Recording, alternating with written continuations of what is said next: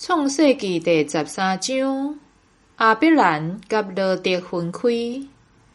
亚伯兰带伊的某甲伊所有的，对埃及去年结夫，罗得嘛做伙去。亚伯兰的精生金银真多，伊对年结夫渐渐往伯特利迁徙，到伯特利甲爱的中间。就是伊以前搭布边去这段的所在，亚伯兰伫遐求叫上主的名。甲亚伯兰做伙去的罗得，嘛有牛群、羊群布边，伫到迄个地区无够通互因做伙徛起，因为因的财物真多，袂当做伙徛起。亚伯兰的牧者甲罗得的牧者常常冤家。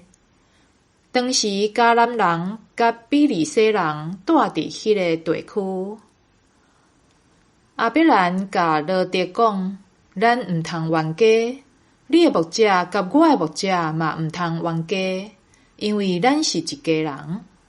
全地拢伫你的目睭前，请你离开我。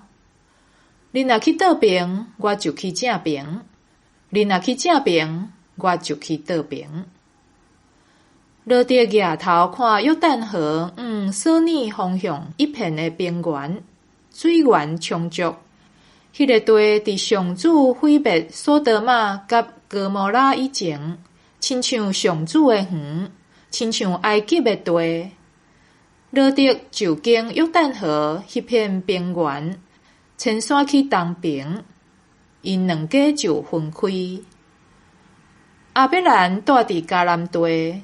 罗得住伫平原遮的城，渐渐迁徙去到索多玛。索多玛人非常邪恶，大大得罪上主。亚伯兰迁徙去希伯伦。罗得离开了后，上主对亚伯兰讲：你举头对你徛的所在东西南北看。你所看到一切的地，我要永远赐予你甲你的后代。我嘛要予你的后代亲像地上的土沙遐多。人若袂当算地上的土沙，则袂当算你的后代。你起来行透这个地逐所在，我要将这个地赐予你。亚伯兰就迁徙去希伯伦。